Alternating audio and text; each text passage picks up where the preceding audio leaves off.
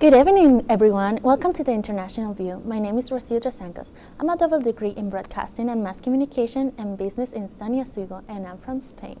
And I'm Clarissa Karki. I'm a broadcasting and mass communications and global and international studies major here at SUNY Oswego.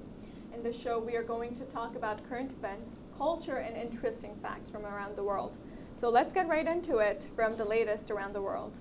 The world was shocked when Russian President Vladimir Putin launched a full-scale invasion in Ukraine 10 days ago. But that wasn't unexpected. Shocking, yes. Frightening, yes, but not unexpected. Starting early 2021, Russia had been amassing large numbers of military troops along its Ukrainian border. The US and several other countries had been accusing Russia of planning to invade Ukraine, which Russia denied until February 2022. And 10 days ago, the Russian President Vladimir Putin in his televised address announced a, quote, special military operation, unquote, to literally denazify Ukraine in Putin's words.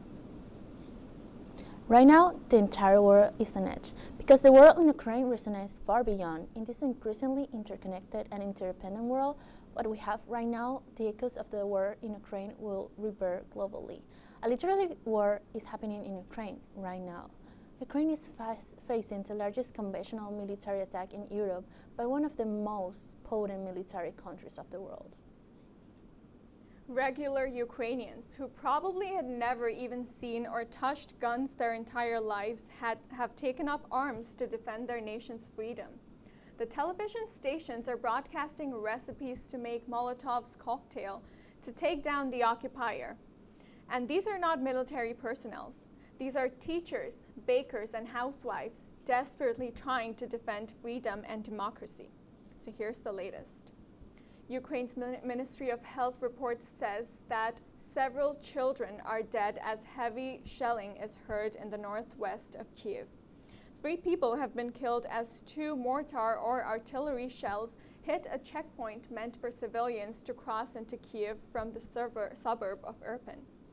Oleksiy Arestovich, an advisor in Ukraine's president's office, said that the Russian troops have injured many children and are not allowing them to evacuate despite numerous state-level appeals to provide safe corridors from Bucha and Irpin. Also, the United Nations estimates that more than 1.5 million refugees from Ukraine have crossed into neighboring countries in 10 days. The UN Refugee Agency Commissioner Filippo Grandi says that in his Twitter post that this is the fastest growing refugee crisis in Europe since World War II. So now we go into sections. South Korea has imposed sanctions on Belarus against their support to Russia. This will work by imposing export controls. And by the humanitarian side, unfortunately, evacuation corridors have been closed by the Russian forces. This is making civilians to be amidst the war. So now let's get into it. How did this situation escalate this further? What do you think, Clarissa? Let's understand what happened in the past that led us here. Well, to understand this, we would have to go back to 2014 with the Russian annexation of Crimea. It all began when the then Ukrainian president Viktor Yanukovych rejected a deal for greater integration with the European Union. This sparked massive protests in Ukraine, which the president tried to put down violently. This led to a strong national and international backlash, and ultimately the Ukrainian parliament replaced pro-Russian Yanukovych with a more Western-leaning president, who is the current president of Ukraine, President Volodymyr Zelensky. This enraged Putin, which led to the annexation of Crimea. Since then, Russia and Ukraine have been engaged in a steady conflict. And as for the answer to what exactly is the cause of this war, it is clear as crystal. Putin does not want Ukraine to be more like the West. What I mean by that is more liberal, democratic, and open. Because it is the desire of Ukraine to be more democratic and engaged and open with the world that has caused this. Take a look at Putin's televised address that was broadcast right before the invasion of February 24. It is the fact that Ukraine wanted to join NATO that enraged Russia this time, and why is Putin so antagonized towards NATO? Well, the answer is NATO was literally created by the US, Canada, and other Western countries to provide collective security against the Soviet Union. And so even decades after the end of Cold War, it is very evident that Putin still sees the West as a threat to Russian values. The erosion of Russian values in this case, and to what Putin referred to in his speech, is the increasing LGBTQ community in Russia. And as for denazifying Ukraine, attacking a Holocaust memorial site in a country with the largest, with a huge Jewish population and a Jewish president could be seen as doing the exact opposite.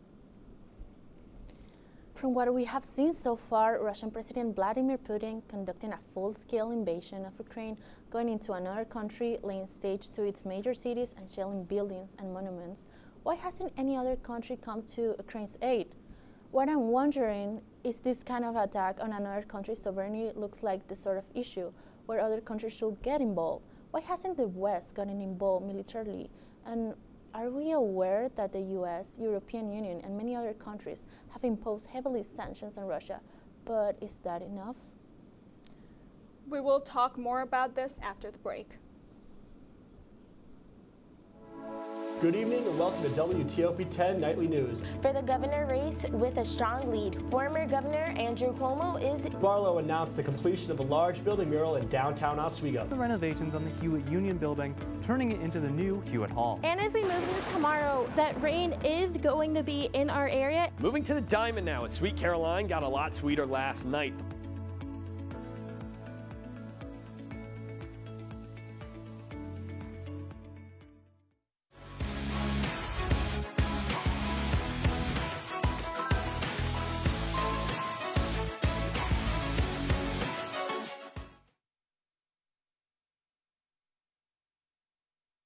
Major Discussions is the new show that explores the stories of students right here on campus. I personally came here to SUNY Oswego for the broadcasting program because I love to hear people's stories and to do work just like this.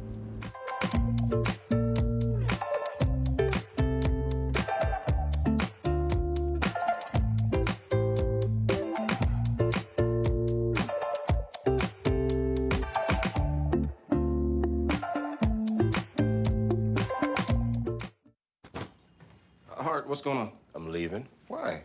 What did I do? Not enough. The pressure's too much. I quit. I get it. I can do better. Just please don't leave. Don't let your heart quit on you. Get your uncontrolled high blood pressure to a healthy range before it's too late.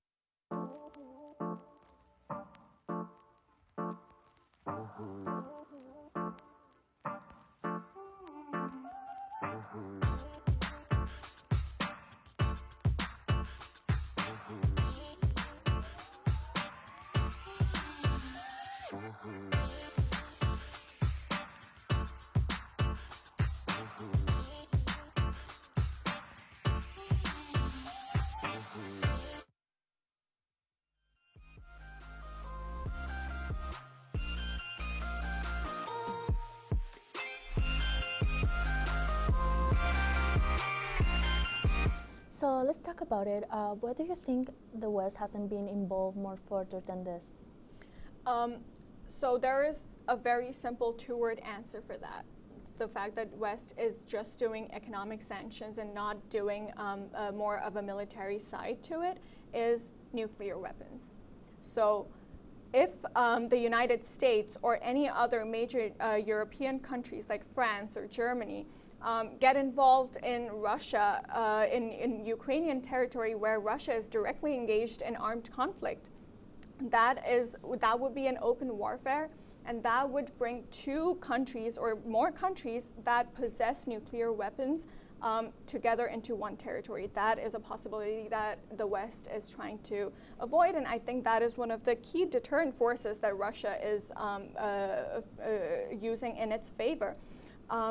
The United States and Russia collectively possess 90% of the entire world's nuclear weapons. So you can imagine the scale of disastrous, the loss of lives, the loss of economy, everything, the devastation would cause that a Russian and American war would cause cannot be imagined. So that is one of the key reasons why the West isn't involved in involved openly in a military warfare with the Ukraine. And one of the things that President Volodymyr Zelensky has been trying to really nudge the West to impose is declaration of a no-fly zone on Ukrainian airspace. And that is a whole other thing in itself, and the simple answer to it, and we'll get back to it in another segment, but the simple answer is there is no avoidance of this war if the United States or other European countries impose a no-fly zone on Ukrainian airspace. That would mean that the two major superpowers of the world would be directly engaged in a military conflict. So how would these crippling sanctions affect Russia, and would it alone have consequences of the world? That we need to still figure out. What do you think is the answer to that, Rocio? So let's start by the economic part. The economic sanctions are impacting Russia very deeply. The world is closing doors to them. At first, the consequences are not seen as severe as they are, but currently, Russians are starting to feel the repercussions and the free fall. On the one hand, Russia is losing many markets as countries are banning products and companies are leaving from Russia, closing operations, services, and businesses leaving, leading to a deep economic recession of more than 10% a year. Inflation is peaking. Russia is facing economic and political isolation from the democratic world. We can also see how private entities are taking action, such as Visa, MasterCard, the financial system by suspending the SWIFT system. Google, Apple, Microsoft, the Inditex Group are other of the great giants that have taken a step and stopped to Putin's sanctions. People in my state of West Virginia believe it's basically foolish for us to keep buying products and giving profit and giving money to Putin to be able to use against the Ukrainian people. That's exactly what he's doing. As we can see, there are many experts talking about what is going to happen with the economy, but we also have to be very careful what is happening in the West world, in the democratic world. Apart from economic sanctions in Russia, there's a lot of things that can affect us, such as oil prices and products we import from Russia. But what the US is trying to do is find a substitute that can get us oil and products and just ban Russia because their actions are not doing good. So, Clarissa, what do you think about establishing a no-fly zone? Establishing a no-fly zone would essentially, first we have to understand what a no-fly zone is. So what Ukraine is demanding out of the West, of US and European allies, is essentially they put an aircraft, a military aircraft or something that could defend the Ukrainian territory on Ukrainian airspace. So that would act as a deterrent force for Russia to not get into Ukraine's airspace. But why establishing a no-fly zone is a no-no for US and its other allies is because establishing a no-fly zone also requires the US and other European allies to shoot down other Russian missiles or other Russian aircrafts if they enter into Ukraine's airspace. So the fact of the matter is, if if Russia tries to fly another aircraft or military missiles into Ukraine's airspace, United States or European allies will have to shoot down all of those missiles, and that would literally mean that the United States is engaged in a direct confrontation with Russia.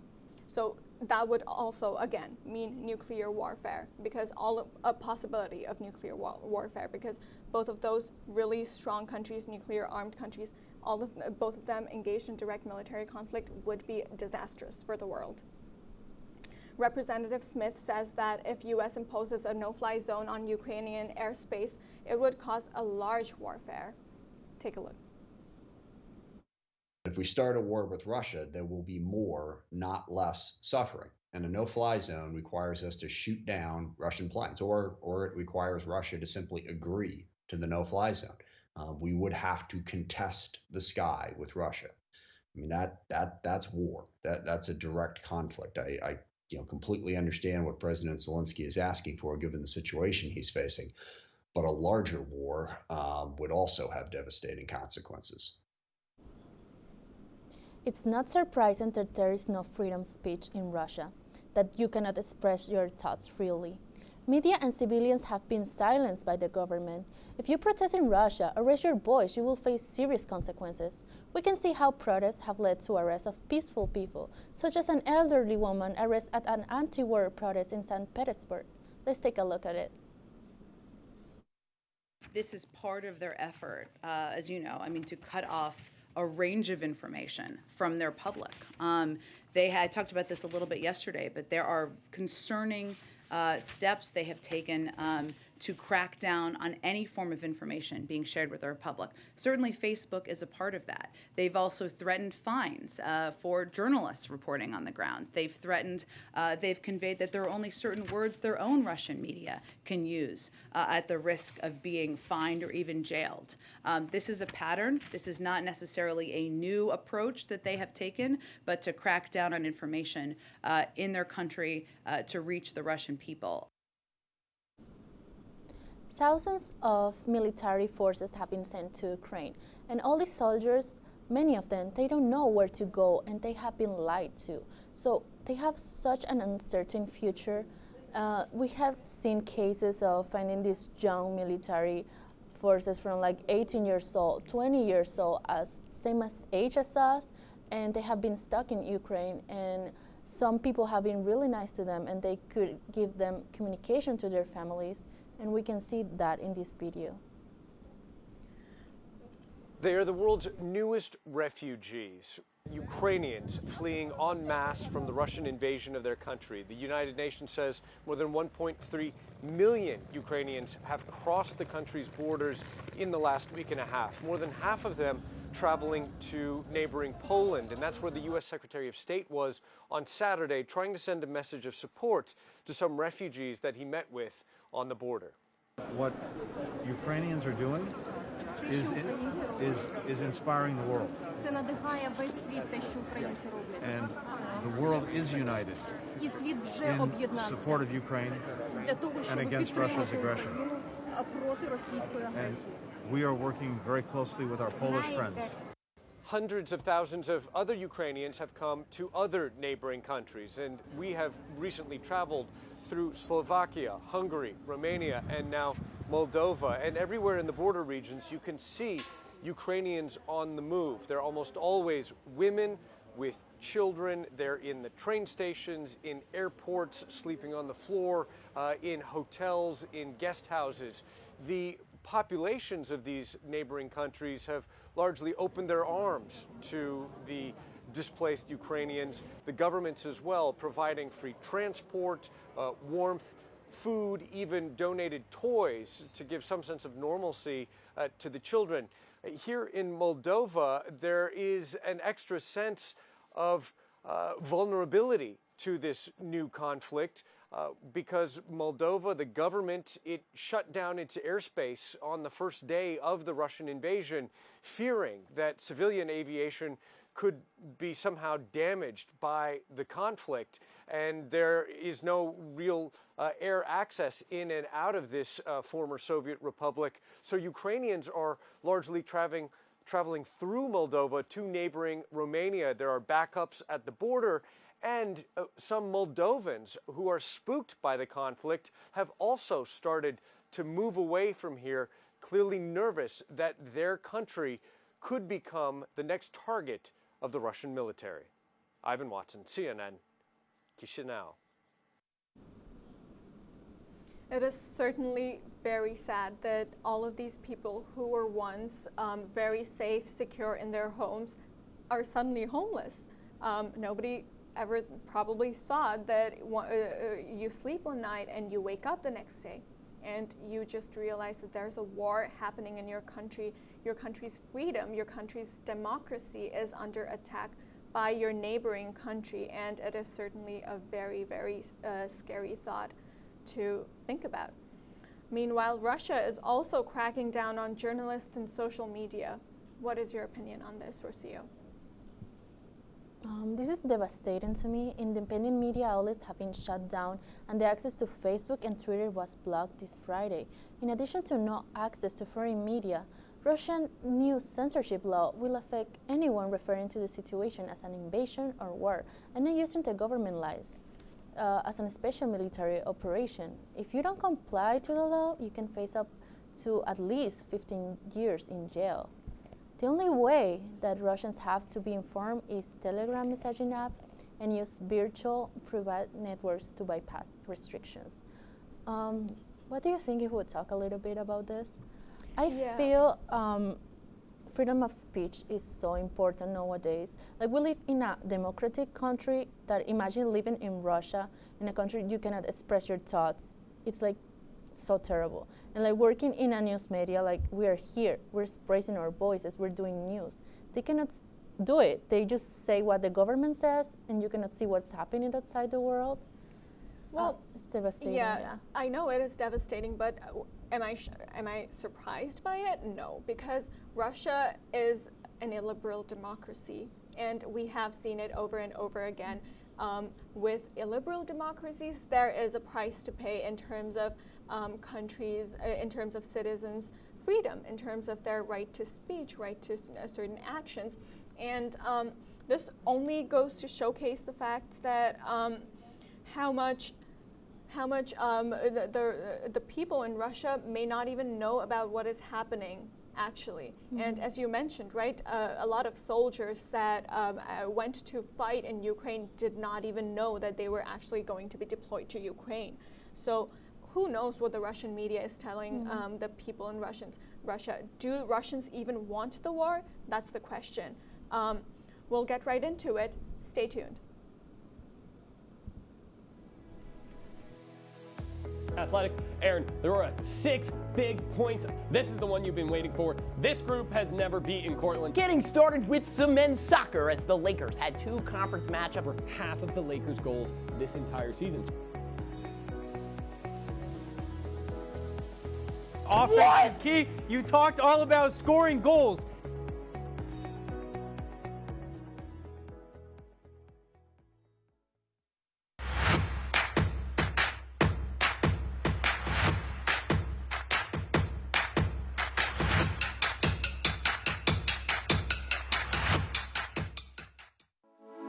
Good evening and welcome to WTOP 10 Nightly News. For the governor race with a strong lead, former Governor Andrew Cuomo is... Barlow announced the completion of a large building mural in downtown Oswego. The renovations on the Hewitt Union Building, turning it into the new Hewitt Hall. And as we move into tomorrow, that rain is going to be in our area. Moving to the Diamond now, as Sweet Caroline got a lot sweeter last night.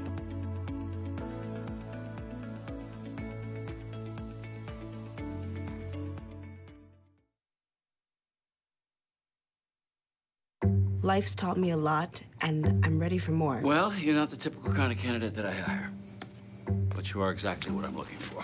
Your company could be missing out on the candidates it needs most. Learn how to find a great pool of untapped talent at gradsoflife.org. We've been marinating chicken in all sorts of liquids for 24 hours.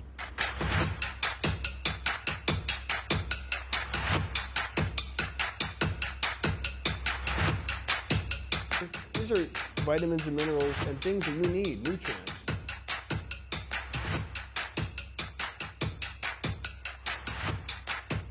The chicken speedy is a staple of our culture.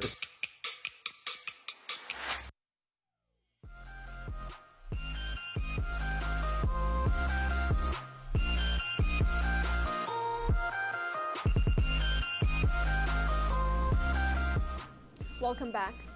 The United Nations estimates that over 1.5 million Ukrainians have fled Ukraine to neighboring countries of Poland, Hungary, Romania, and other European countries. This is extremely tragic because these people were not ready for a war. Ukraine has been steadily engaged in a steady conflict towards the Donbas, Luhansk area, Crimea certainly, but not for people, not for the citizens of Kiev. And with refugee crisis also comes with refugee crisis. It's not just Ukraine or its citizens facing.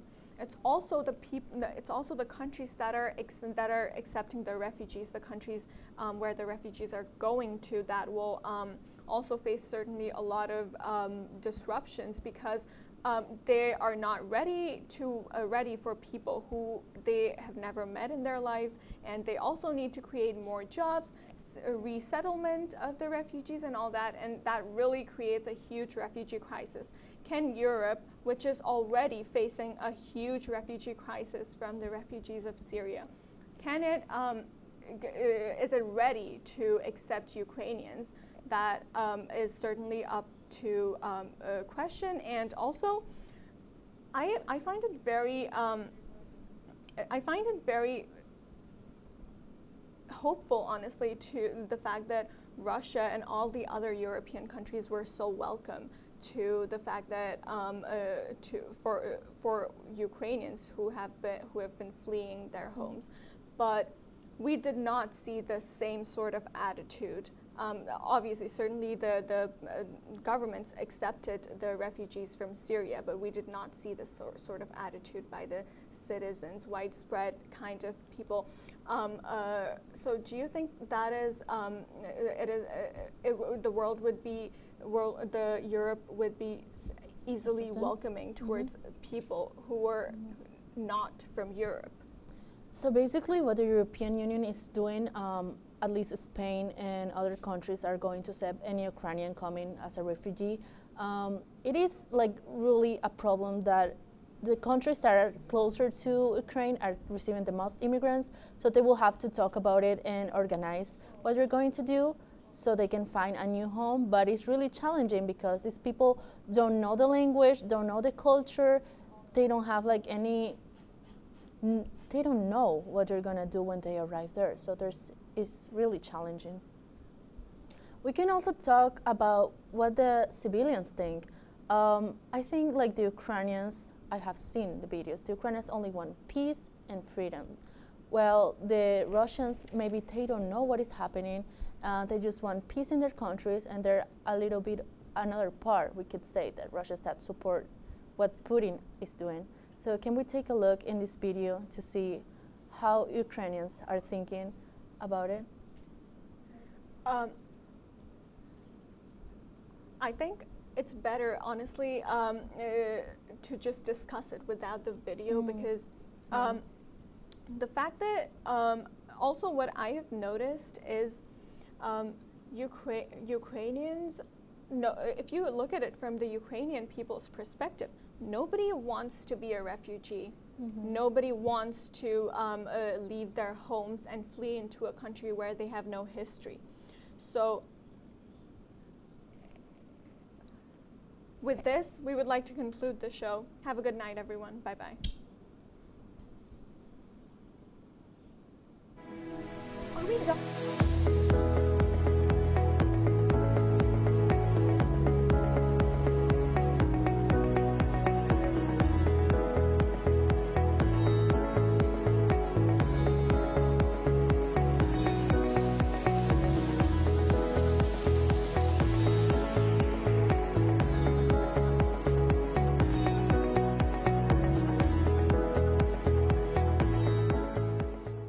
This job looks perfect. It says you need a high school diploma. You've got one of those, right?